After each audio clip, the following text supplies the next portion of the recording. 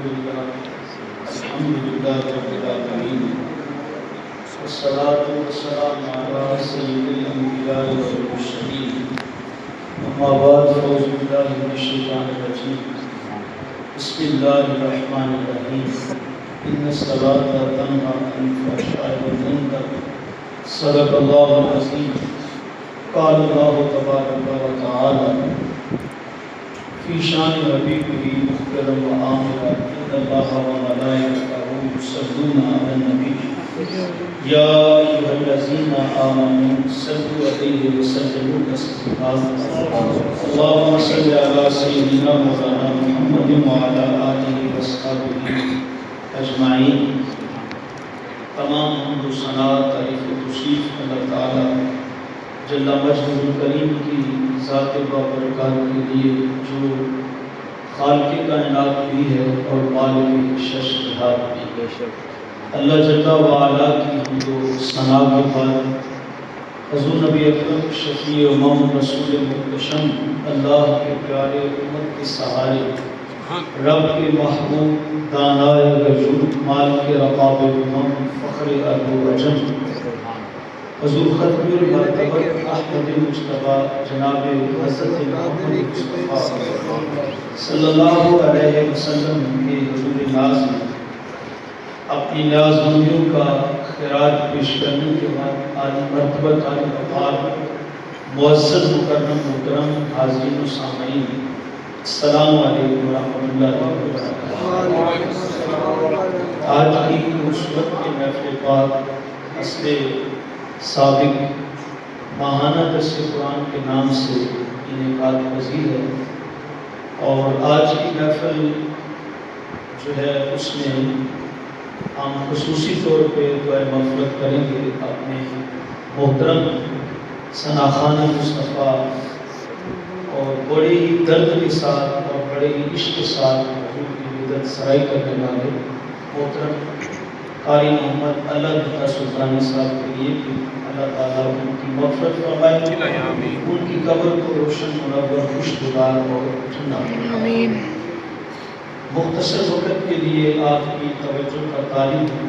ماہ سیام کی گزر جانے کے بعد جو مساجد کا ماحول دکھنے کو مل رہا ہے تو دل خون کے آنسو روتا ہے. اس مناسبت سے میں نے چاہا کہ آج نماز کے متعلق چند باتیں آپ کو خوشگوار کر دوں.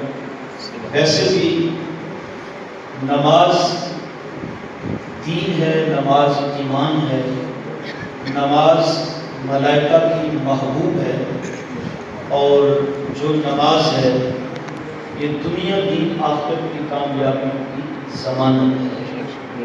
نماز اعمال میں بڑا اچھا عمل ہے، بلکہ بہت سارے ایسے اعمال ہیں جو نماز کی وجہ سے بھی اللہ کی بارگاہ میں قبول ہوتے ہیں.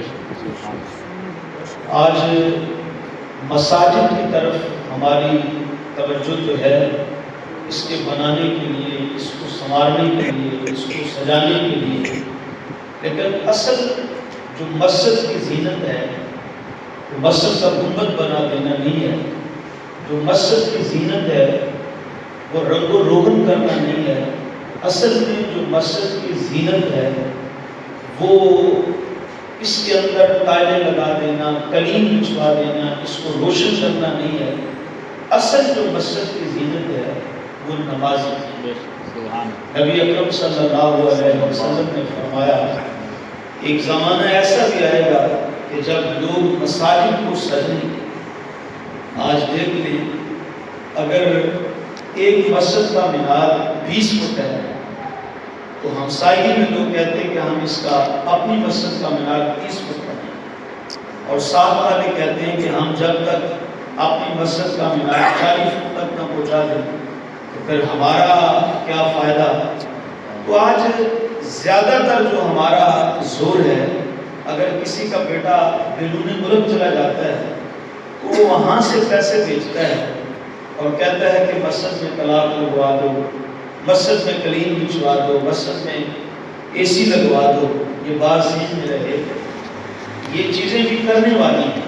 ان چیزوں کے کرنے سے بھی اللہ رسول کی رضا نصیب ہوتی ہے.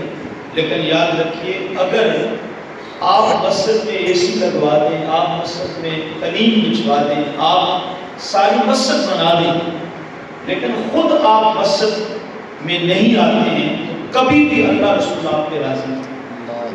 اور یہ بات ذہن میں رہے، اگر آپ اللہ رسول کی رضا چاہتے ہیں تو پھر آپ کو مسجد میں آنا. اور مسجد کی زینت میں نے عرض کیا ہے کہ وہ اس کے رنگ و روغن میں نہیں ہے. جو مسجد کی زینت ہے وہ تو نماز میں. سبحان اللہ.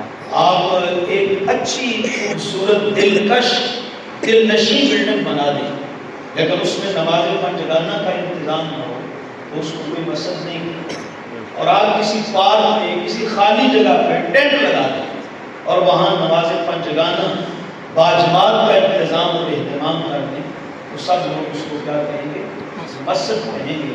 اس لیے حضور نبی اکرم صلی اللہ علیہ وسلم نے فرمایا ایک زمانہ آئے گا لوگ مساجد کو سنواریں گے، مساجد کو خوبصورت بنائیں گے، لیکن خود مسجد میں نہیں آئیں گے. آج میں اور آپ دیکھیں، آج تو ہم فقط جمعے کے نمازی بن کے رہ گئے ہیں، اور کوئی تو وہ ہے کہ جو فقط نماز جنازہ ہی ادا کرتا ہے، اور کچھ تو وہ ہیں کہ جو فقط عید کی نماز سال کے بعد پڑھتے ہیں اور باقی فرائض نماز کہ وہ قریب تک بھی نہیں آتے.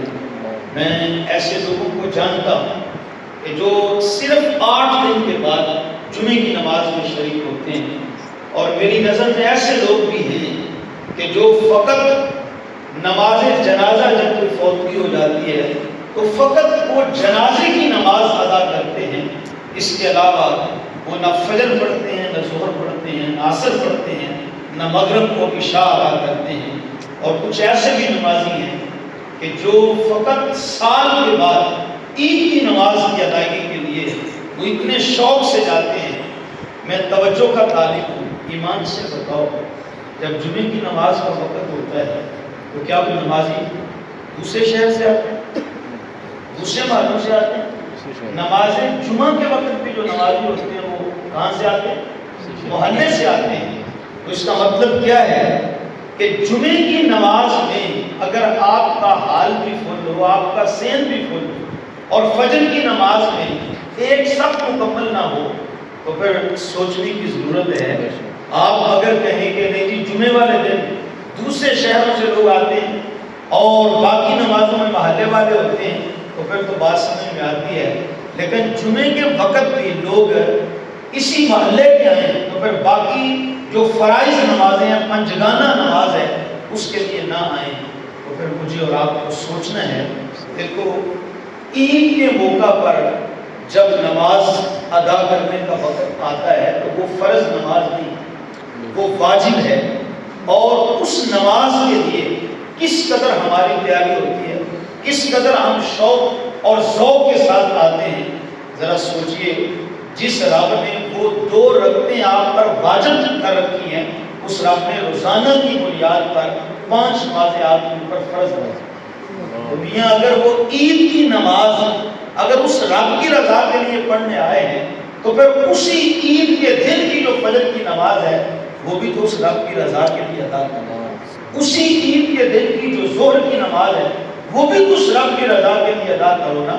اسی دن کی عصر مغرب اور عشاء کی جو نماز ہے وہ بھی اس رب کی رضا کے لیے ادا کرو.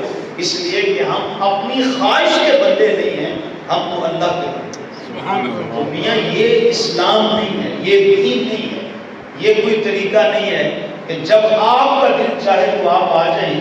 آپ واجب کو اتنی ترجیح دیں کہ فرض سے زیادہ اس کو اہمیت دے دیں، اور جب آپ کا دل نہ کرے تو فرض کی اہمیت کم کر کے نفلوں سے بھی کم کر دیں.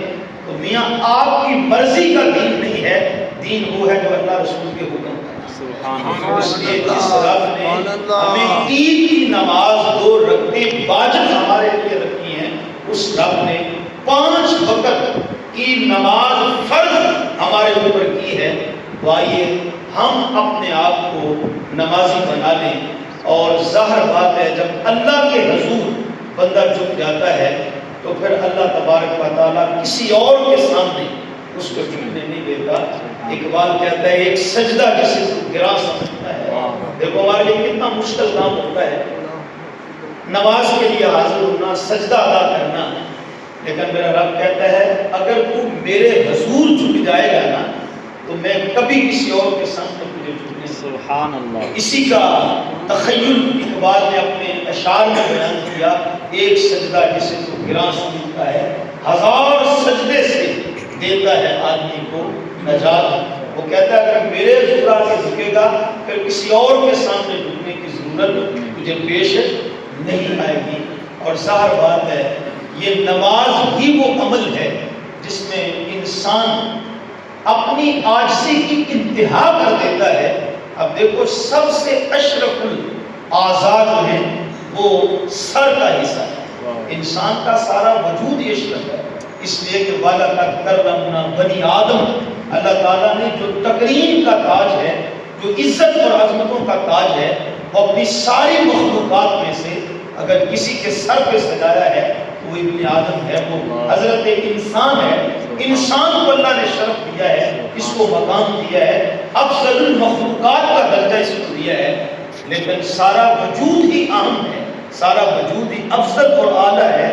لیکن انسان کے وجود کے جو اعضاء ہیں، ہاتھ بھی بڑا اعلیٰ ہے، پاؤں بھی بڑی اعلیٰ نعمت ہے، لیکن آنکھ کتنی بڑی اعلیٰ نعمت ہے، کان کتنی بڑی اعلیٰ نعمت ہے، زبان قوت گویائی کتنی بڑی نعمت ہے، اور یہ جو دماغ ہے یہ کس قدر عظیم نعمت ہے۔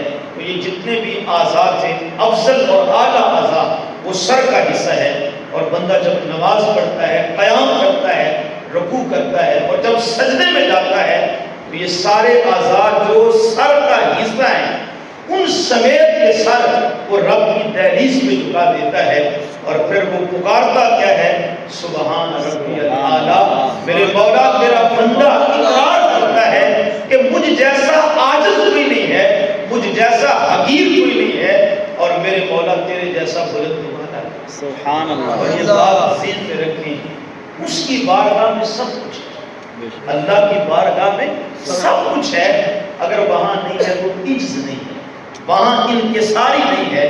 اور وہ کہتا ہے کہ جو بندہ میرے حضور عجز لے آتا ہے، انکساری لے آتا ہے، تو فرمایا یہ وہ عمل ہے کہ اس کے صدقے میں عزتوں کے تاج رفعتیں اس بندے کا مقدر اور اس بندے کا نصیب بنا ہے۔ سبحان اللہ۔ جتنا کوئی اللہ کے حضور مٹ جاتا ہے اس قدر اللہ اس کو اٹھان دیتا ہے، اس کو بلند و بالا کر دیتا ہے۔ اسی لیے کہا مٹا دے اپنی ہستی کو، اگر کچھ مرتبہ چاہے دانا خاک میں مل کر ہی گلو گلزار ہوتا ہے۔ دانا مٹی میں بویا جاتا ہے، اس کے بعد پھر وہ پنپتا ہے، پھر وہ پودا بنتا ہے، اس کے اوپر پھل اور پھول لگتے ہیں، تو پھر وہ دیدہ زیب بن جاتا ہے، وہ دیکھنے کے قابل ہو جاتا ہے۔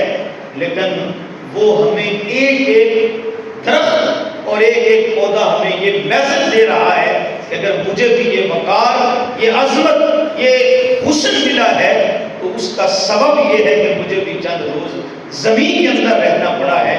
جب دانا خاک میں ملے تو پھر وہ گل و گلزار ہوتا ہے۔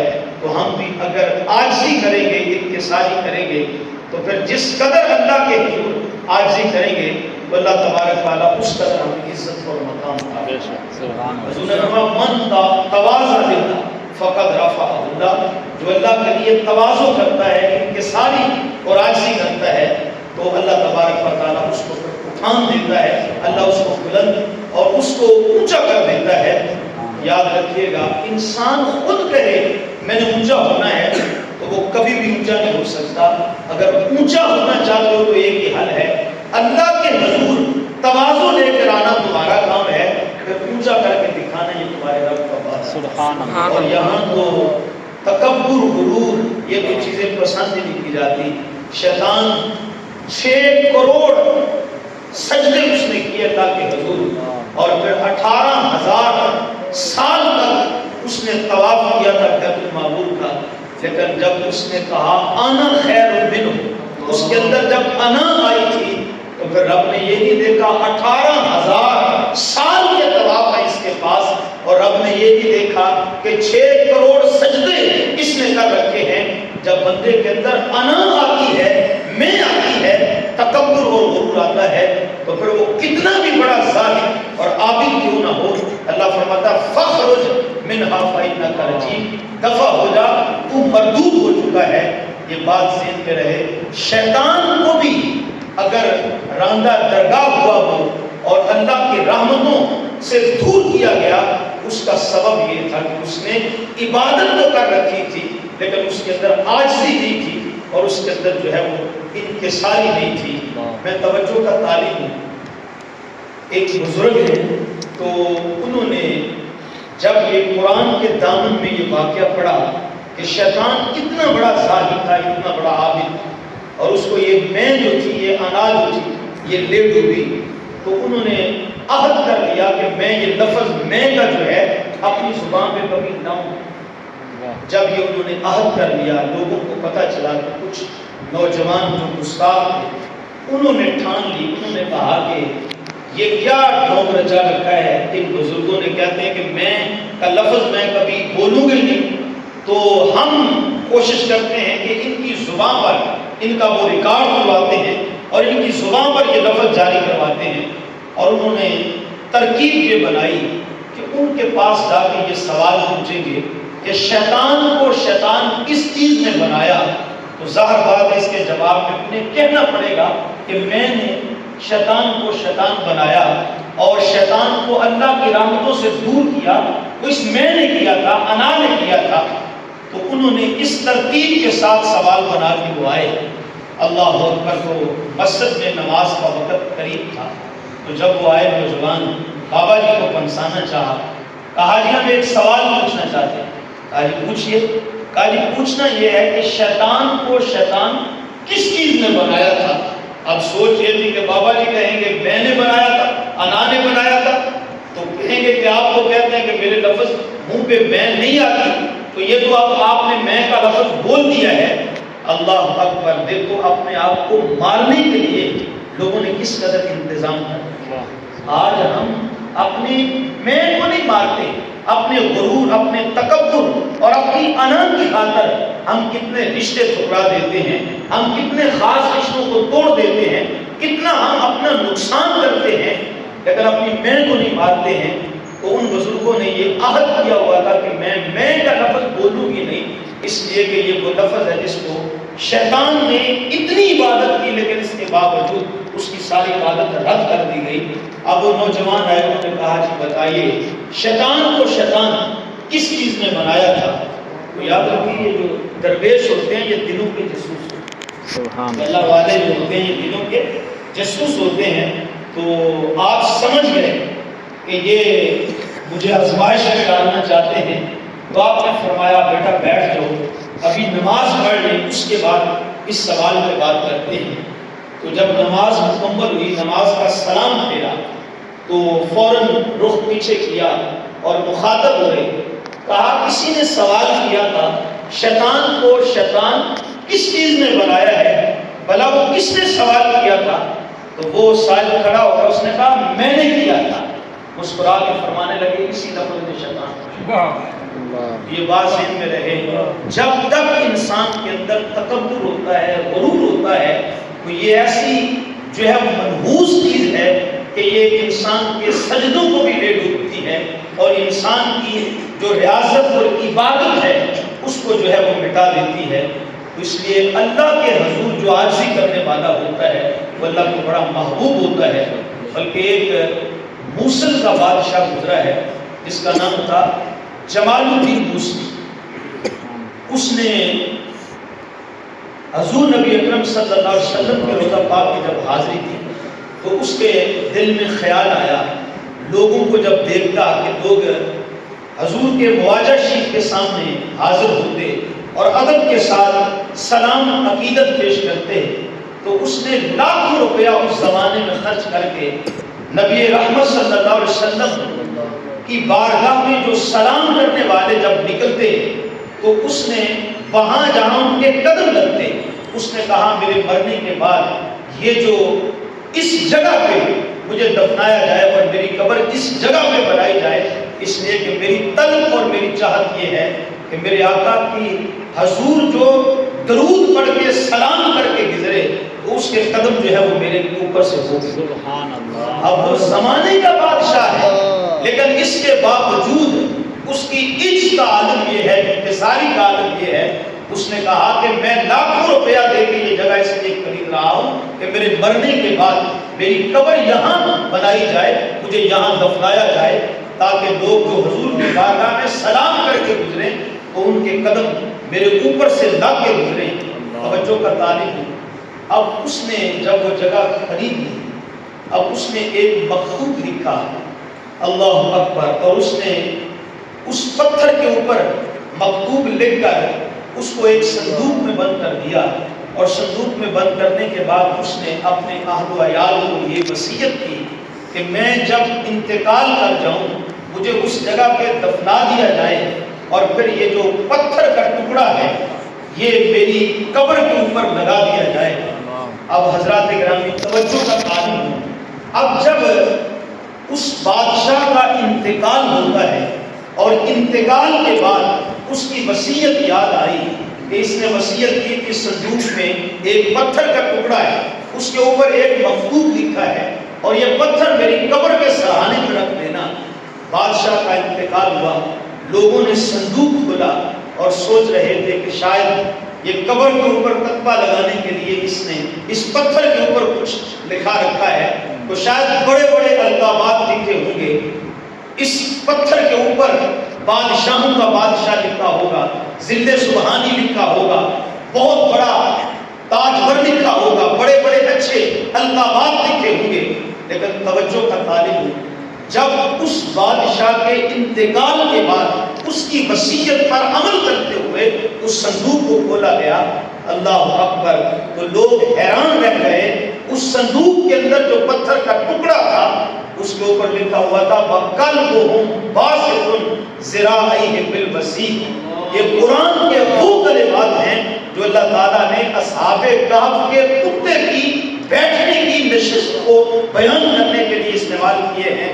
اس کے لگوانے کا مطلب یہ تھا کہ جب میں انتقال کر جاؤں حضور کے قدموں میں دفنا دینا, اور ساتھ یہ کتبہ میری قبر پہ لگا دینا جس کے اوپر یہ لکھا ہو حضور جس طرح اصحاب کہف کا کتا ان کے در پہ آ کے بیٹھ گیا تھا, میں آپ کا ساتھ آپ کے قدموں پہ حاضر ہوں. سبحان اللہ.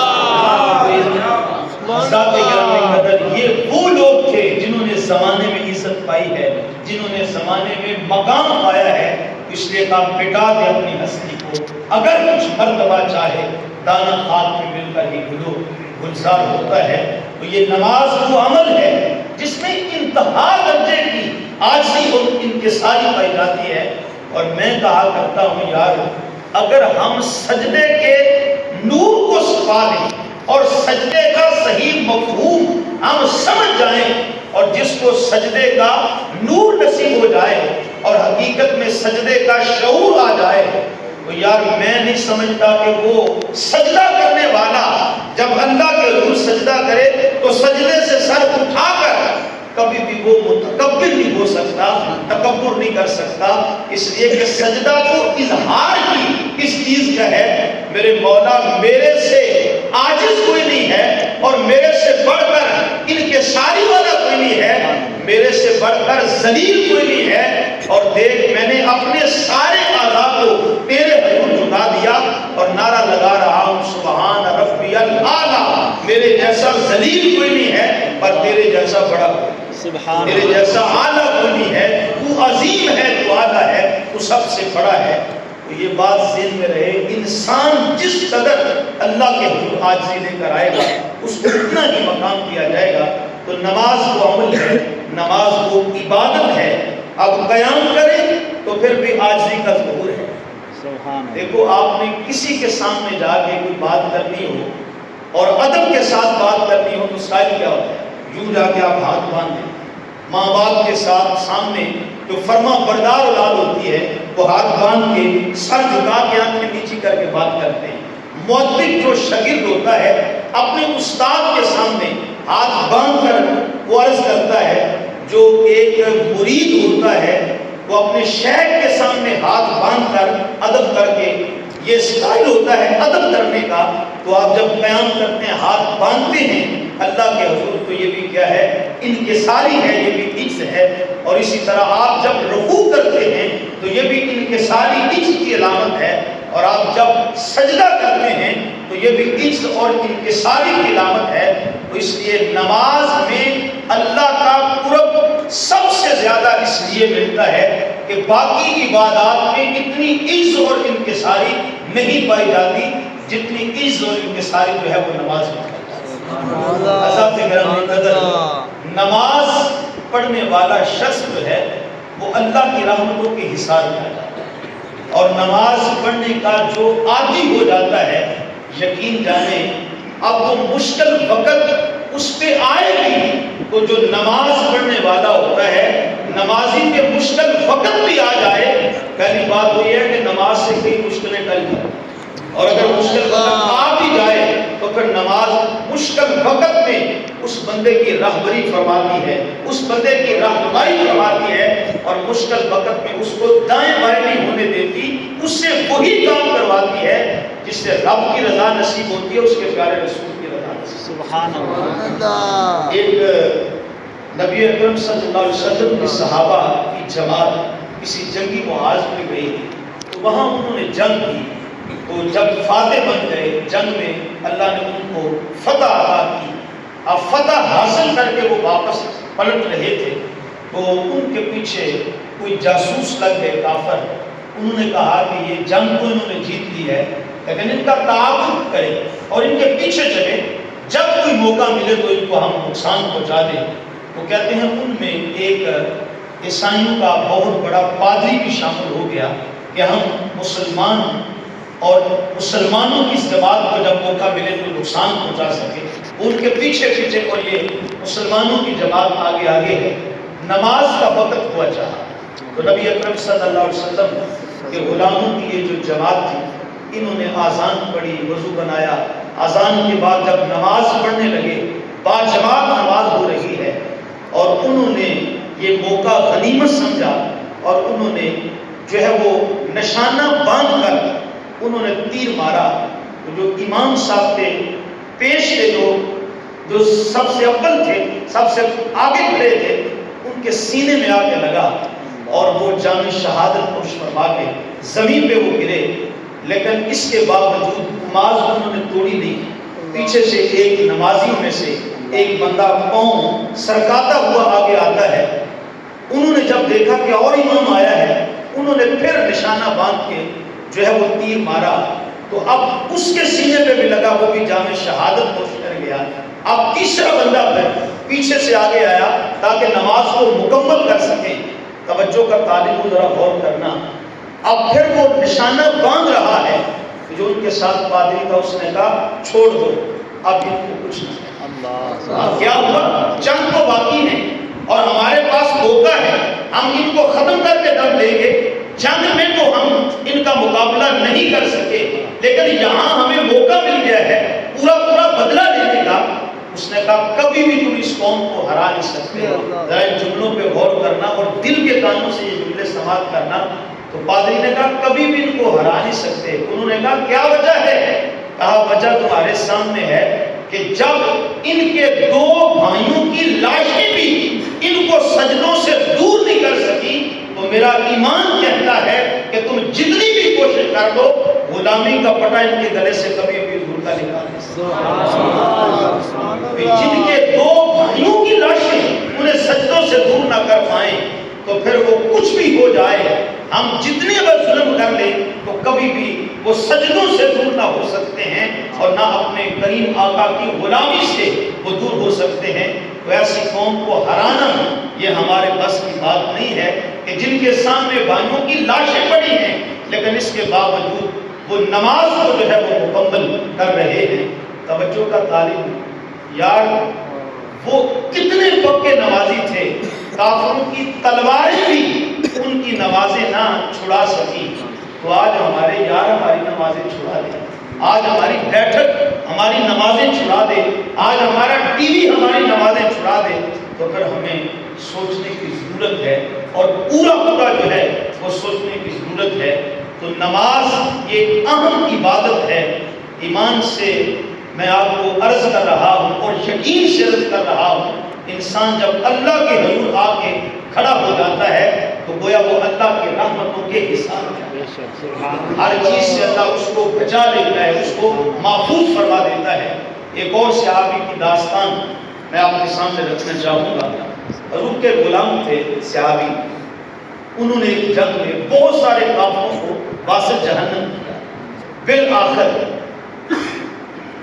وہ قید ہو گئے۔ تو جب وہ کافروں کی قید میں آئے تو انہوں نے پہچان لیا کہ یہ وہی مجاہد ہے، یہ وہی شخص ہے کہ جس نے ہمارے کئی بندوں کو جو ہے وہ مارا ہے اور ان کو قتل کیا ہے۔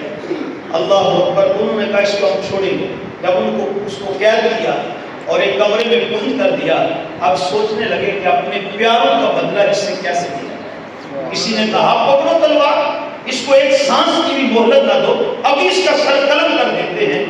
تو دوسرے نے کہا کہ نہیں، ایسے نہیں اس کو ماریں گے، اگر ایک ہی وار سے اس کا سر قلم کر دیا تو پھر تو بات ختم ہو جائے گی، لیکن جتنا اس نے ہمیں ستایا ہے اور اس نے ہمارے پیاروں کو مارا ہے، تو ہم کہتے ہیں کہ اس کو فوراً نہ مارا جائے، اس کو تڑپا تڑپا کے مارا جائے۔ اب ان کی بیٹھک بیٹھتی ہے، انہوں نے کہا چلو اس بارے میں مشورہ کرتے ہیں کہ کس قدر اس کو درد دیا جائے اور کس طرح اس کو تڑپا کے مارا جائے۔ اللہ اکبر۔ اب کئیوں نے مشورہ دیا، کئیوں نے کچھ دیا۔ ایک بندے نے کہا اس طرح کرو، اس کو کمرے میں باندھی رکھو اور ایک شیر کہیں سے لے کر آؤ اور اس شیر کو 3 دن تک بھوکا رکھو، اس کو پیاسا رکھو، اور پھر 3-4 دن کے بعد اس شیر کو اس کے کمرے میں چھوڑیں گے تو ظاہر بات ہے جب وہ شیر اس کو نوچے گا، اس کی بوٹی کرے گا تو یہ تڑپے گا اور ہمیں ہمارے دل کو جو ہے وہ قرار ملے گا، اور اس طرح ہم اس کو تڑپا کے مار کے اپنے پیاروں کا جو ہے وہ بدلہ لے سکتے ہیں۔ تو اس مشاورت پہ سب کا اتفاق ہو جاتا ہے۔ اب انہوں نے کیا کیا، ایک شیر کو وہ لے کر آئے، چند روز اس کو بھوکا اور پیاسا رکھا۔ اب اس کے بعد انہوں نے کہا اب جو ہے وہ بدلے کا وقت آن پہنچا ہے۔ اب وہ جب لے کر آئے اس کمرے کے قریب، دیکھا تو وہ جو رسول کریم کا غلام ہے، وہ جو مجاہد ہے، وہ نماز میں نیت باندھ کے نماز پڑھا۔ جب اس نے نماز پڑھنا شروع کی تو انہوں نے کہا اب تو اچھا وقت ملا ہے، اب تو مزاحمت بھی نہیں کر سکتا، اب تو شیر جو ہے وہ اچانک دھاڑے گا اور اس کو پکڑ لے گا، اس کو دبوچ لے گا، اچھا موقع ہے، جلدی کرو شیر کو کمرے میں داخل کر دو۔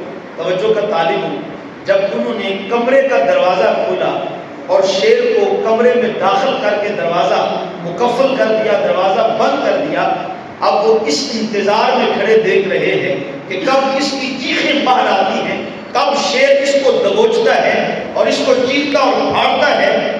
لیکن وہ اللہ کی یاد میں کھڑا تھا شخص، وہ اللہ کی حفاظت اور رحمتوں کے حصار میں تھا۔ اللہ اکبر۔ ہمیں تاریخ اسلام بتاتی ہے کہ شیر جب انہوں نے کمرے میں چھوڑا، وہ شیر انتظار کر رہا تھا۔ اب وہ مجاہد جو تھا وہ قیام میں تھا، اس کے بعد وہ رکوع میں جاتا ہے، رکوع کے بعد جب وہ مجاہد سجدے میں جاتا ہے تو خدا کی عزت کی قسم ہمیں تاریخ بتاتی ہے کہ وہ جو شیر تھا اس مجاہد کے پاؤں کو چاٹنا شروع، سبحان اللہ، اس مجاہد کے پاؤں کو چاٹنا شروع کر دیتا ہے۔ یہ سارے حیران ہو گئے کہ ماجرا کیا ہے، ہم نے تو کہا تھا اس شیر کو بھوکا پیاسا رکھیں گے، جاتی یہ دبوچ لے گا اور یہ تڑپا اس کو مارے گا، ہم خوش ہوں گے، لیکن یہ شیر تو حملے نہیں کر رہا، یہ تو اس کے پاؤں چاٹ رہا ہے۔ اللہ اکبر۔ انہوں نے کمرہ کھولا، ادھر مجاہد کی نماز مکمل ہوتی ہے۔ نماز مکمل ہونے کے بعد اس مجاہد نے اپنے پاؤں کی جانب دیکھا اور اس نے رونا شروع کیا۔ جب پاؤں کی جانب دیکھ کر اس نے رونا شروع کیا تو یہ ہنس پڑے، کہتا لگا کہ انہوں نے کہا کہ اتنی جلدی رو رہے ہو، موت سے اتنا ڈر گئے ہو؟ تو اس رسول کریم کے غلام نے، مجاہد نے پکار کے کہا بھائی مانو موت سے نہیں ڈر رہا اور موت کے خوف سے نہیں رو رہا، اس لیے کہ جو تم میری موت لے کر آئے تھے، خدا خدا کی قسم وہ میری موت کو میرے تلوے چاٹتا اللہ اس لیے مجھے ڈر اپنی موت سے نہیں لگ رہا. انہوں نے کہا پھر موت کا خوف نہیں ہے, موت سے ڈر نہیں رہا, تو پھر بتا تو رو کس خوف سے رہا ہے, کس سبب سے رو رہا ہے؟ تو آپ دیکھیے گا, اس کا جواب سنیے گا. اس نے کہا مجھے جو رونا آ رہا ہے وہ اس بات پہ آ رہا ہے, یہ بات نہیں کہ میں ڈر گیا ہوں, مجھے موت کا خوف اور موت کے ڈر کی وجہ سے رونا آیا ہے. اس نے کہا جو میں رو پڑا ہوں تو مجھے رونا اپنی کم علمی پہ آ رہا ہے, اپنی جو ہے کم علمی پہ رونا آ رہا ہے. تو انہوں نے کہا کس کم علمی کی بات کرتا ہے؟ کہا میں رو اس لیے رہا ہوں کہ شیر نے نماز کی حالت میں میرے پاؤں کو چاٹا ہے, تو اس کا جو تھوک ہے وہ میرے پاؤں پہ لگا ہے, اور میں حضور کی شریعت میں یہ مسئلہ سیکھ نہیں سکا اور یہ علم نہیں حاصل کر سکا کہ جو شیر کا تھوک ہے وہ پاک ہوتا ہے یا پلید ہوتا ہے. اب اس کے چاٹنے سے میرا وضو رہا ہے یا میرا وضو ٹوٹ چکا ہے, مجھے موت کے ڈر سے رونا نہیں آ رہا, مجھے تو اپنی بے علمی پہ کم علمی پہ رونا آ رہا ہے. حضرات گرامی قدر, یہ میرے رسول کے غلام تھے اور یہ مجاہد اسلام کے تھے کہ جن سے شیر کی تلواریں بھی جو ہیں یہ سجدہ چھین نہ سکی تھی. لیکن آج یہ ان کا مسئلہ تھا, لیکن آج ہمارا کیا مسئلہ ہے؟ ہمارا مسئلہ ٹچ موبائل ہے. ہمارا مسئلہ کیا ہے؟ ہمارا مسئلہ کیبل کا کنیکشن ہے. ہمارا مسئلہ کیا ہے؟ ہمارا جو مسئلہ ہے وہ آوارگی ہے. ہمارا مسئلہ کیا ہے کہ ہم نماز سے دور ہو چکے ہیں, ہم سجدوں کے ذوق سے ہم نے اپنے آپ کو جو ہے وہ دور کر دیا ہے. تو یاد رکھیے گا, جب تک بندہ اللہ کے حضور جھکتا نہیں ہے, اللہ کی رحمتیں کبھی بھی اس کے اوپر برستی نہیں ہیں. آؤ اگر اللہ کی رحمتوں کے حقدار بننا چاہتے ہو تو نماز پنجگانہ باجماعت ادا کرنا اپنا شعار زندگی بنا لیجئے. آؤ اگر اللہ کے حضور تم جھک جاؤ گے, اور ایک بار جھک کر دیکھو تو صحیح, وہ تو بارہا کہہ رہا ہے کہ میرے حضور اگر جھکے گا تو میں پھر کسی اور کے سامنے تجھے جھکنے نہیں دوں گا. حضرات گرامی قدر, دیکھو اس کا کس قدر کرم ہے کہ اس نے ہمیں آخر الزمان نبی کا امتی اور غلام بنایا. 11 نبی ہیں, 11 نبی جنہوں نے یہ دعا کی تھی باقاعدہ کہ یا اللہ نبی نہ بنایا ہوتا, آخر الزمان نبی کا امتی اور غلام بنایا. نبی جس کی غلامی کے لیے دعا کریں, اور یار ہم کوئی دعا بھی نہ کریں اور اللہ کا کرم ہو کہ ہم حضور کی امت میں پیدا ہو جائیں, حضور کی غلامی ہمیں نصیب ہو جائے. ایمان سے بتاؤ, یہ جو دولت ہمیں ملی ہے ساری زندگی بھی اس پہ شکر ادا کریں تو شکر ادا ہو سکتا ہے. اور میں آپ سے پوچھنا چاہوں گا آج اس مجلس میں کہ اللہ تبارک و تعالیٰ نے یہ جو نعمت ہمیں عطا کی ہے, رسول کریم صلی اللہ علیہ وسلم کا امتی جو بنایا ہے, اس بات پہ ہم راضی ہیں یا نہیں؟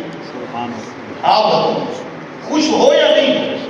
یار آپ سب کو بولنا چاہیے, یقین جانے یہ وہ نعمت ہے, یہ وہ دولت ہے جس کے لیے نبی اللہ کی بارگاہ میں دعائیں کرتے ہیں.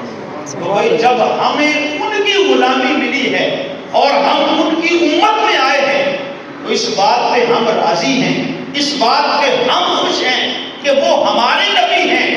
تو پھر یار یہ بھی اپنے آقا سے پوچھو نا, حضور ہم تو خوش ہیں لیکن آپ کے غلام بن کر, آپ کی امتی کہلوا کر, لیکن حضور آپ بتائیے کہ آپ کی خوشی کس بات ہے؟ ہمیں تو خوشی ہو رہی ہے ان کے غلام بن کے, ان کی امت میں ہمارا شمار ہو گیا, لیکن اپنے آقا سے پوچھئے کہ یا رسول اللہ آپ کی خوشی کس بات میں ہے؟ تو آؤ آپ کو بتاؤں, میرے کریم لجپال آقا نے فرمایا جعلت قرۃ عینی فی الصلاۃ, فرمایا میری خوشی اور میری آنکھوں کی جو ٹھنڈک ہے وہ اللہ نے نماز میں. سبحان اللہ. میرے محبوب پکار رہے ہیں, اے میرے امتی, اے میرے غلام, اگر تو نماز پڑھے گا اور نماز میں آ کے کھڑا ہوگا تو صرف تو رب کی رحمتوں کا حقدار نہیں ہوگا, گنبد خضرا میں میری آنکھ بھی ٹھنڈی ہو جائے. تو بھائی ہم جب نماز پڑھیں گے تو باقی جو نعمتیں, باقی جو انعام ہوگا, باقی جو کرم نوازیاں ہوں گی وہ تو الگ رہ گئی, لیکن سب سے بڑھ کر نماز کا فائدہ یہ ہوگا, آپ ادھر نماز پڑھنا شروع کریں گے ادھر آپ کے آقا کی آنکھیں جو ہے وہ ٹھنڈی ہو جائیں. ظاہر بات ہے حضور کی آنکھوں کو ہم ٹھنڈا کریں گے نماز پڑھ کر تو پھر وہاں سے کرم ہوگا یا نہیں؟ آئیے ایک اور بات جس سے حضور خوش ہوتے ہیں اور حضور کی جو پسند ہے وہ کیا ہے؟ نبی کریم صلی اللہ علیہ وسلم کا ارشاد گرامی ہے، حضور نے فرمایا احب ان تکون هذه السورہ فی قلب کل رجل من امتی او کما قال علیہ السلام، میرے حضور نے فرمایا میرا دل کرتا ہے، میں چاہتا ہوں، میری خواہش یہ ہے، میری چاہت اور میری طلب یہ ہے، اب سنیے گا، میں کہوں میری خواہش یہ ہے، ٹھیک ہے؟ تو یہ اتنی وزنی بات نہیں ہوگی، ہمارے ماں باپ کہیں بیٹا ہماری خواہش یہ ہے اس کو پورا کرو، تو ہمیں کتنی خوشی ہوگی کہ ماں باپ کی خواہش کو پورا کر رہے ہیں۔ ہمارا استاد کہے بیٹا یہ میری خواہش ہے، ہم فوراً پورا کرتے ہیں۔ ہمارا شیخ کہے کہ بھائی بیٹا یہ میری چاہت ہے، یہ میری خواہش ہے، میرا دل کرتا ہے یہ ہو، تو ہمیں جو کچھ کرنا پڑے ہم پیر کی خواہش کو پورا کرتے ہیں یا نہیں کرتے، اور شوق سے کرتے ہیں۔ آئیے آج میں آپ کے نبی کی خواہشات کو بتا رہا ہوں، جو انہوں نے اپنی امت سے یہ امید رکھی اور چاہت اور طلب کی ہے، وہ کیا ہے؟ میرے حضور نے فرمایا احب ان تکون هذه السورہ، میرے آقا نے فرمایا یہ جو سورۃ الملک ہے، حضور نے فرمایا میرا دل کرتا ہے میرے امتی جتنے بھی میرے غلام ہیں، میرے ہر امتی کے دل میں سورۃ الملک حضور نے فرمایا میرا دل کرتا ہے، میری چاہت اور میری خواہش یہ ہے، حضور نے فرمایا کہ یہ سورۃ الملک جو ہے میرے ہر امتی کے سینے میں موجود ہے اور یہ محفوظ ہونی چاہیے۔ اب دیکھو آپ سورۃ الملک اگر اپنے سینے میں محفوظ کر لو، اور یہ کوئی بڑی بات بھی نہیں ہے، مشکل کام نہیں ہے، علماء سے پوچھئے، اس کی 30 آیات، کتنی آیات؟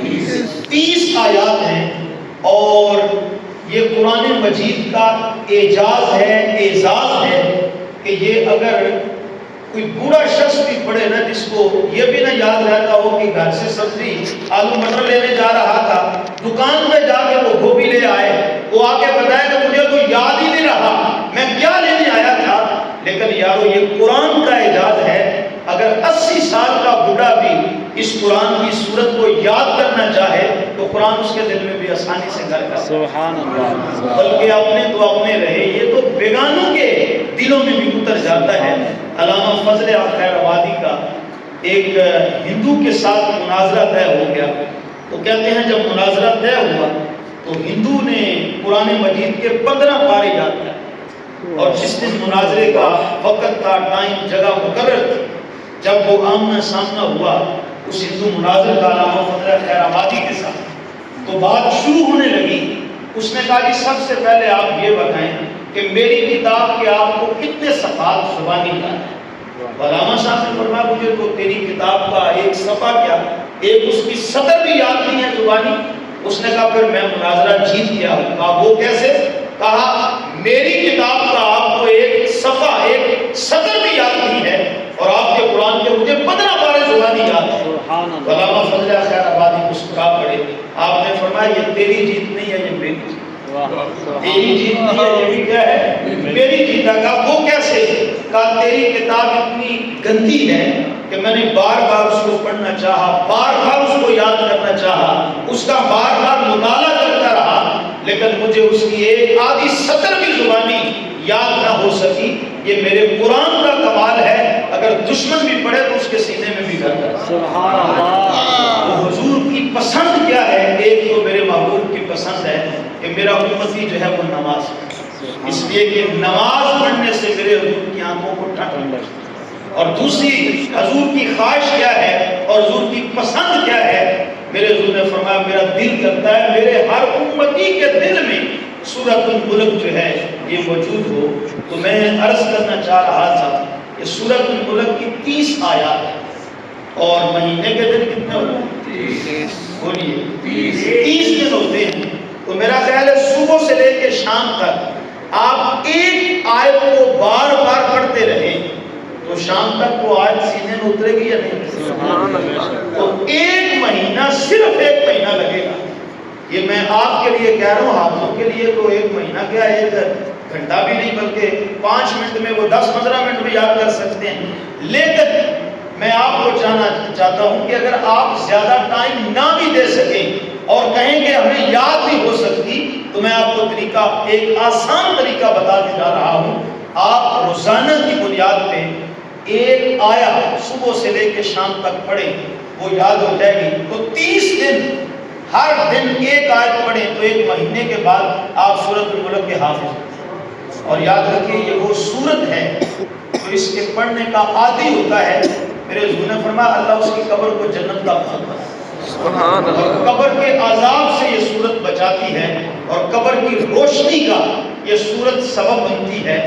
تو میں چاہوں گا کہ اگر ہم اس درس قرآن پہ یہ والا سبق یاد کر لیں، مہینے کے بعد دوبارہ درس قرآن ہوگا، میں آؤں یا کوئی اور آئے، لیکن میں جب بھی آپ کے پاس آؤں تو کم از کم یہ اتنا فائدہ ضرور ہو کہ اتنی دیر تک آپ کی سورۃ ملک جو ہے وہ زبانی آپ کے سینے میں موجود ہے. اور اس کے لیے کوئی آپ کو خرچہ نہیں کرنا پڑے گا، اور پہلے عرض کرتا ہوں اس کے لیے کوئی محنت بھی نہیں کرنا پڑے گی. روزانہ کی بنیاد پر ایک آیت صبح سے لے کے شام تک اس کو دہراتے رہیں تو ایک مہینہ لگے گا، پوری سورت آپ کے سینے میں آ جائے گی.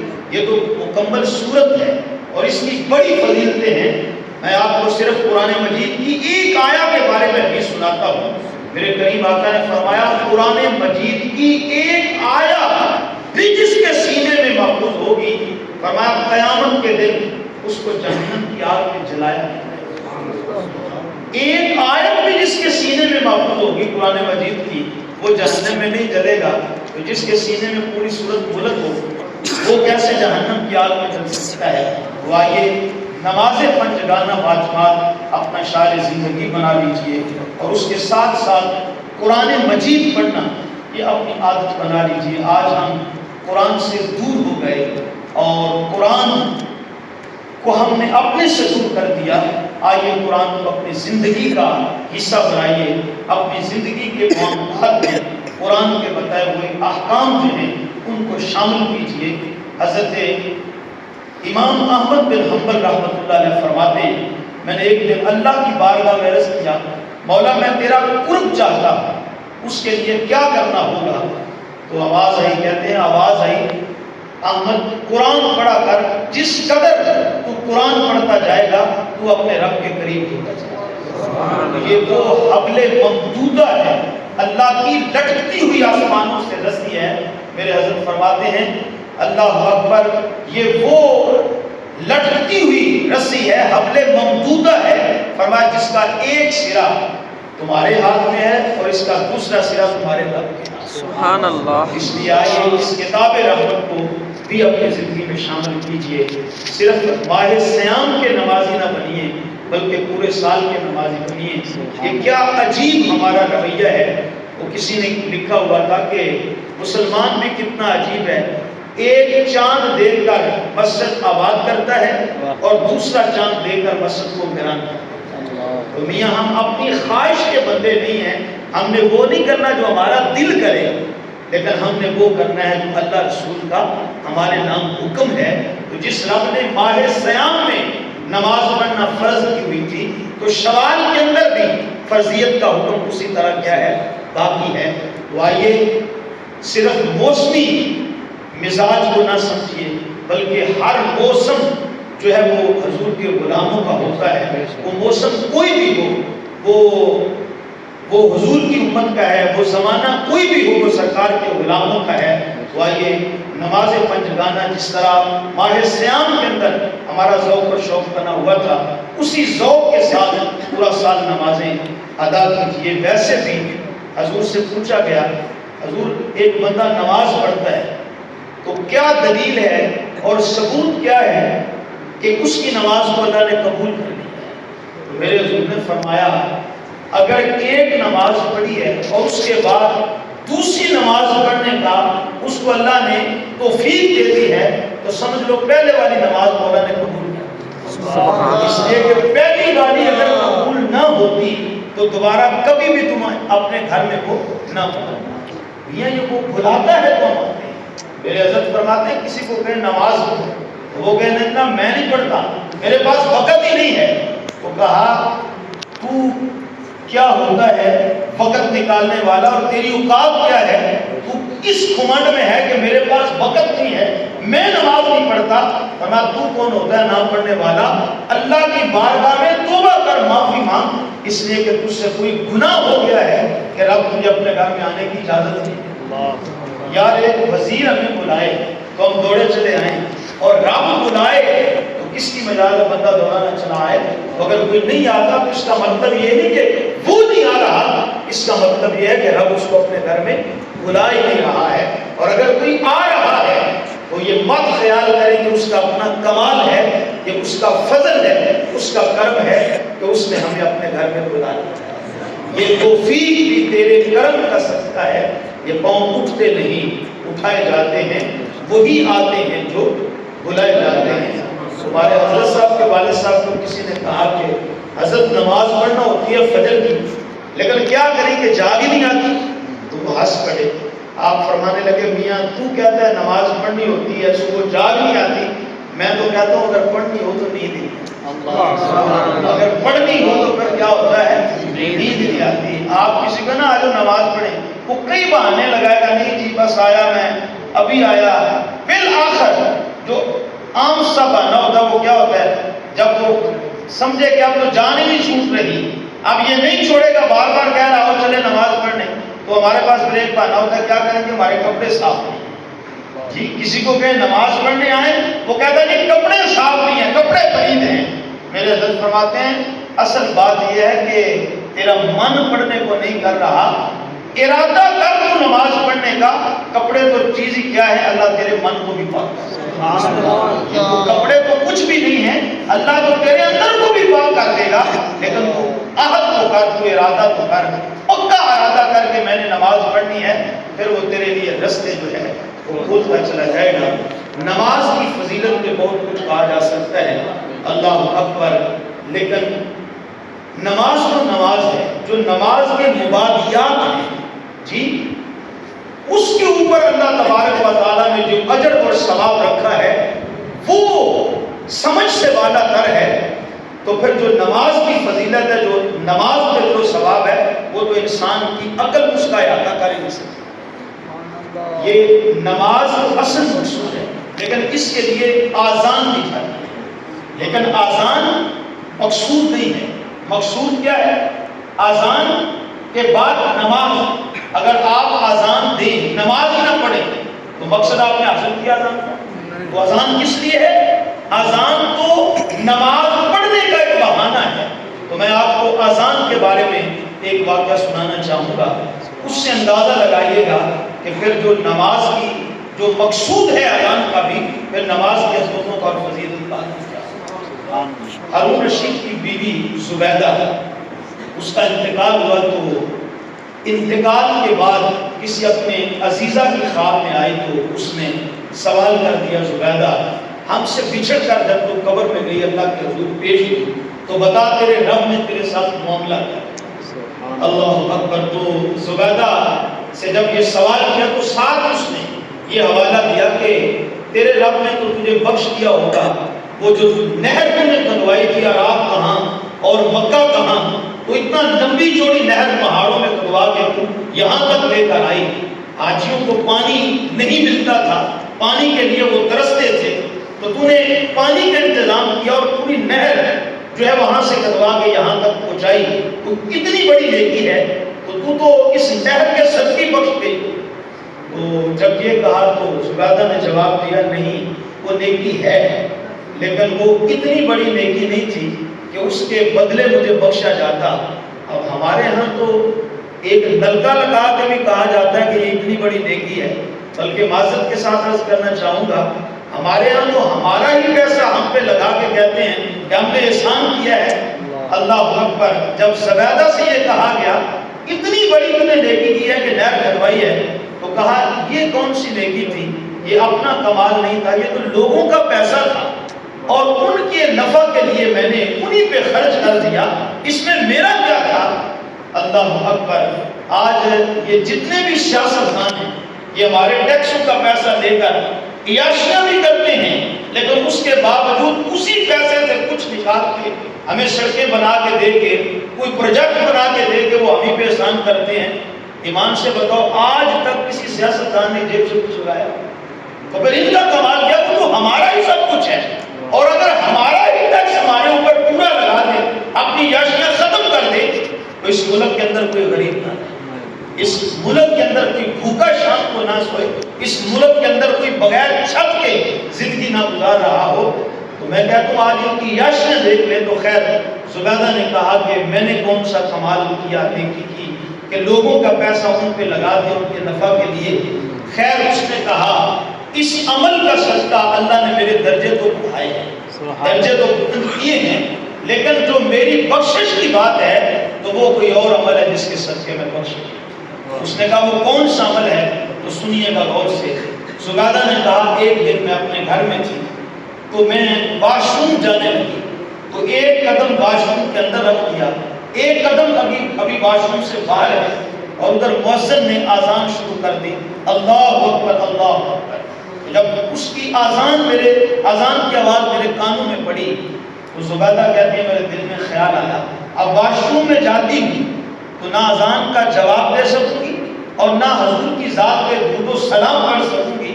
تو کہتی ہیں میں نے فیصلہ کیا کہ واش روم بعد میں چلی جاؤں گی. میں نے وہیں سے قدم باہر رکھ دیا، واپس آ گئی. میں نے کہا پہلے آذان سنوں گی، اس کا جواب دوں گی، حضور کی ذات پہ درود و سلام پڑھوں گی، باقی سارے کام بعد میں. کہتی ہیں یہ زندگی میں ایک عمل میرا ایسا ہوا تھا. کہتی ہیں جب انتقال ہوا لوگوں نے مجھے قبر میں دفنا دیا، اللہ کے حضور جب مجھے پیش کیا گیا تو میرے رب نے مجھے فرمایا زبیدہ جس دن تو نے آذان کا وہ ادب کیا تھا اس دن ہم نے تیری بخشش کی. آذان مقصود نہیں ہے، مقصود کیا ہے؟ نماز ہے. تو میں کہتا ہوں جو نماز کے مبادیات ہیں اگر آذان کا ادب کرنے سے بخشش ہوتی ہے تو ایمان سے بتاؤ جو آذان پڑھنے والا ہے اس کو کتنا جنت. اور پھر اس آذان کو سن کر جو اصل مقصد نماز ہے جو آگے نماز ادا کرتا ہے تو ایمان سے بتاؤ اللہ کی رحمتوں کا کس قدر وہ ہے. اس لیے نماز پنجگانہ باجماعت اپنا شاعر زندگی بنا لو. اور میں کہا کرتا ہوں جس زندگی میں عبادت نہیں ہے نا وہ زندگی تو کسی کام نہیں. اس لیے نماز اپنے من میں اس کو راسخ کر لو اور اس کو دل میں اتار لو. کچھ لوگ ہوتے ہیں وہ کہتے ہیں جی نماز پڑھنے سے تھکن ہوتی ہے، لیکن یاد رکھیے گا وہ بزرگ کہتے ہیں کہ ایک وقت ہوتا ہے بندہ جب نماز نہیں چھوڑتا اور پھر ایک وقت آتا ہے پھر نماز بندے کو پہلے تو یہ ہوتا ہے کہ نماز پڑھنے کو نہ بھی دل کرے تو بندہ نماز نہیں چھوڑتا، وہ کہتا ہے نہیں بھی دل کرتا پھر بھی پڑھوں گا، اس کا حکم ہے. تو بزرگ فرماتے ہیں پہلے ایک وقت ہوتا ہے بندہ نماز کو نہیں چھوڑتا، پھر نماز کا یہ کام ہوتا ہے کہ نماز پھر بندے کو نہیں چھوڑتا. کچھ لوگ ہوتے ہیں وہ کہتے ہیں نماز پڑھنے سے تھکن ہوتی ہے، نیند آئی ہے کہ نماز کیسے پڑھیں. لیکن میں پہلے عرض کر چکا ہوں جب بندہ نماز کا عادی ہو جاتا ہے تو اتنی دیر تک سکون ہی نہیں آتا بندہ جب تک نماز ادا نہیں. تو آئیے نماز کا سرور لیجئے، نماز کی عادت اپنائیے اور سجدوں کا ذوق اور عبادت کا شوق جو ہے وہ اپنے دل میں اس کو جگہ دیجئے. اللہ مجھے آپ سب کو اپنی رحمتوں کرم نوازیوں کے گھنے سائے عطا فرمائے. یہ ایک تربیتی پروگرام ہوتا ہے تو میں بار دیگر اپنی گفتگو کو ختم کرنے سے پہلے یہ دو چیزوں کی آپ سے ڈیمانڈ کر رہا ہوں. ایک تو نماز پڑھنا یہ اپنی عادت بنا کوشش کریں گے نا. اور دوسری بات میں نے عرض کیا ہے کہ جو سورۃ الملک ہے اس کو آپ زبانی یاد کر دیں. اگلے درس تک مزہ تو یہ ہے کہ 2 ماہ کے بعد 3 ماہ کے بعد جب بھی میں آؤں تو میں آپ سے پوچھوں گا وہ جو پچھلے درس قرآن میں سبق ہم نے شوال کے درس قرآن میں اپریل کے درس قرآن میں دیا تھا تو اس پہ کتنا کو یاد ہوا ہے. تو مزہ یہ ہے ساری تھکن اتر جائے گی اگر آپ کہیں گے لو جی الحمدللہ ہم نے کو یاد کر. تو وَلَقَدْ يَسَّرْنَا الْقُرْآنَ لِلذِّكْرِ فَهَلْ مِن مُدَّكِرٍ. اللہ قرآن میں فرما چکا ہے کہ کوئی آئے تو صحیح، ہم نے تو قرآن بندوں کے لیے آسان سبحان کوئی مشکل کام نہیں ہے، تو آپ صبح سے اس عمل کو شروع کر دیں۔ میں اس سے پہلے بھی درس قرآن میں بتا رہا تھا، حضرت عمر فاروق کے پاس ایک بندہ آیا کرتا تھا، آپ کو بھی شاید پہلے یہ واقعہ سنایا ہوگا، تو وہ آ کر سوال کرتا تو جو میسر آتا آپ اس کو دے دیا کرتے۔ تو ایک دن جب وہ آیا تو آپ نے اس نے سوال کیا، دیا بھی، خیرات بھی دی اور ساتھ کہا تو قرآن بھی پڑھا، تو وہ چلا گیا۔ اب کئی ہفتے کئی ماہ گزر گئے، وہ دوبارہ نہیں تھا مانگا۔ حضرت فاروق اعظم کو تشویش ہوئی کہ وہ کہیں گزر ہی نہ گیا، وہ فوت ہی نہ ہو گیا۔ پہلے تو ایک ناغہ بھی نہیں ڈالتا تھا، اتنے ماہ ہو گئے نہیں آیا وہ مانگنے کے لیے۔ دوستوں سے پوچھا تو انہوں نے بھی لا علمی کا اظہار کیا۔ خیر ایک دن بازار میں جا رہے تھے، دوسرے بازار، اسی سے ملاقات ہو گئی، تو آپ خود چل کے اس کے پاس پہنچے ہو، کہا میاں پہلے تو آتا تھا روزانہ، ایک بھی نہیں ناغہ ڈالتا تھا، اب اتنے ماہ ہو گئے نہیں آیا، خیر تو ہے؟ تو اس نے کہا حضور کیا بتاؤں، اب ضرورت نہیں پڑی آپ کے پاس آنے کی۔ کہا ہوا کیا ہے، پہلے تو روزانہ مانگتا تھا، اب کہتا ضرورت ہی نہیں پڑی۔ کہا حضور آپ نے وہ بتایا نہیں تھا کہ قرآن پڑھا کر؟ کہا میں نے یہ تو کہا تھا قرآن پڑھا کر، یہ تو نہیں کہا تھا مانگنے نہ آیا کر، جو آتا تھا مانگتا تھا، تیرا نصیب تو لے جاتا تھا، لیکن میں نے قرآن کے پڑھنے کا کہا تھا، مانگنے سے تو نہیں روکا تھا۔ کہا حضور کیا بتاؤں، جب سے قرآن پڑھنا شروع کیا ہے میں قرآن پڑھتا جاتا ہوں، میرا رب میری ضروریات کو پورا کرتا ہے۔ یہ وظیفہ بھی آپ پڑھ کے تو دیکھیں، یہ عمل بھی آپ کر کے تو دیکھیں۔ اب دیکھو ہر کی کسی کے سامنے شکوے کرتے پھرتے ہیں، آج بندہ نہیں جی پوری نہیں پڑھ رہی، ٹھیک ہے، اس میں کوئی شک نہیں ہے، مہنگائی بہت زیادہ ہے، لیکن اس کے باوجود ہمارا خالق کون ہے؟ ہمارا رازق کون ہے؟ اتنی مہنگائی کے دور میں بھی کبھی آپ نے دیکھا تو نہیں ہوگا کہ بندہ بھوکا مر گیا، خود کشی کر کے وہ مر گیا تو وہ الگ چیز ہے، لیکن بھوکا کوئی بھی مرا، میرا خیال ہے جتنی مہنگائی زیادہ ہو گئی ہے اس سے بڑھ کر اناج بھی زیادہ بڑھ گیا ہے، اس سے بڑھ کر رزق بھی فراوانیاں آتی ہیں۔ پہلے اگرچہ مہنگائی اتنی نہیں ہوتی تھی لیکن گھر میں ہنڈیا ایک ہی پکتی تھی، سالن ایک ہی پکتا تھا۔ اتنی مہنگائی کے دور میں بھی عام سے عام گھر بھی ہے تو صبح بھی الگ ہانڈی ہے، دوپہر کو بھی الگ ہانڈی ہے اور شام کو بھی الگ کھانا تیار ہو رہا ہے۔ کیا وجہ ہے؟ فرمایا مہنگائی کی طرف نہ دیکھو، تمہارا رازق تو میں، میرے ساتھ اپنا لو لگا لو۔ فرمایا مہنگائی جتنی بھی ہو جائے گی تمہارے رزق کا ذمہ، تمہیں پالنے کا ذمہ یہ تمہارے ہاتھ میں۔ اس لیے آئیے ایک تو عرض میں نے کیا ہے کہ نماز پنجگانہ باجماعت ادا کرنا اپنا شعار زندگی بنا لیجئے، اور دوسرا قرآن کریم، قرآن مجید جو ہے قرآن کریم کی تلاوت اپنے لبوں کا وظیفہ بنا لیجئے، اور سورۃ الملک جو ہے اس کو یاد کرنے کی کوشش کیجئے، ایک ماہ میں آپ کو یہ یاد ہو جائے گی۔ ایک آیت یاد ہے تو قاری صاحب کو سنا دی، ماجد صاحب کو 2 آیتیں یاد نہیں، 2 سنا دی، 3 ہوئی، 3 سنا دی، کوشش کرنا آپ کا کام ہے، اور انشاءاللہ یہ قرآن کا نور سینے میں لازمی اترے گا۔ اور دوسرا میں نے عرض کیا کہ اس کی تلاوت بھلے سے آپ 1 آیت پڑھیں، بھلے سے آپ 2 آیتیں پڑھیں، بھلے سے آپ ایک رکوع پڑھیں، جتنا میسر جتنا دل کرے اتنا پڑھ لیں، لیکن اس قرآن کی تلاوت اپنی زندگی میں لازمی شامل کریں۔ ہر صبح کا آغاز قرآن کی تلاوت سے کرنا آپ کا کام ہے۔ آپ دیکھیں گے سارا دن آپ کے اوپر رب کی رحمت کرم نوازیاں برکھا بن کے برسیں۔ اگر ہم قرآن ہی نہیں پڑھیں گے تو نوست تو کرائے گیا ہے، بلائیں یہ سب کچھ بیماریاں، یہ دعائیں بھی ہیں کہ اللہ پاک ہمیں پنجگانہ باجماعت ادا کرنے کی توفیق عطا فرمائے، کثرت کے ساتھ قرآن مجید فرقان حمید کی تلاوت کرنے کی بھی توفیق عطا فرمائے۔ میں بار دیگر دعا کر رہا ہوں اللہ تبارک و تعالیٰ ہمارے محترم ثنا خان مصطفیٰ، محترم قاری اللہ دلہ سلطانی صاحب، اللہ تعالیٰ اس درس قرآن کا صدقہ اس کی قبر کو نور علی نور فرمائے، ان کی برزخی زندگی کو دنیاوی زندگی سے حسین کر دے، اور قبر کے کروٹ ب کروٹ لمحہ بلمحہ اس درس قرآن کا صدقہ اللہ ہم کو راحتیں نصیب فرمائے۔ وآخر دعوانا الحمدللہ۔ سبھی اباب جان کے لیے جائیں فاتح سے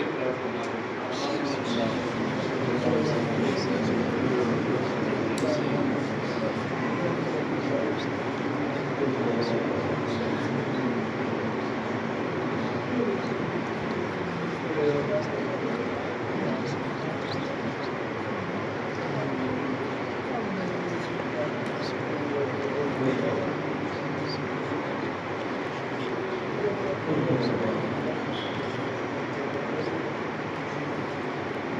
اللهم صل على سيدنا مولانا محمد وعلى الجود والكرم آله وأصحابه وبارك وسلم وسلم عليه. اللهم نور قلوبنا بالقرآن وزين أخلاقنا بالقرآن ونجنا من النار بالقرآن وأدخلنا الجنة بالقرآن. میرے مالک آج کے اس درس قرآن کو اپنی بارگاہ میں شرف و قبولیت عطا فرما. دور و نزدیک سے جتنے بھی دوست آئے قدم قدم کو سب کو برکت نصیب فرما. الہ العالمین بیماروں کو شفا دے، مقروضوں کو قرض سے نجات دے، جو بے روزگار ہیں اچھا روزگار دے، جو مظلوم ہیں مقبوضہ ہیں بے گھر ہیں مولا ان کی دستگیری فرما. خصوصاً ہمارے غزہ کے مسلمان جو بھائی ہیں ان کی مدد و نصرت فرما. اس آسمان تلے اس زمین پر میرے مولا تیرے سوا ان کا کوئی بھی نہیں ہے، ان کی مسئلہ ہی فرما.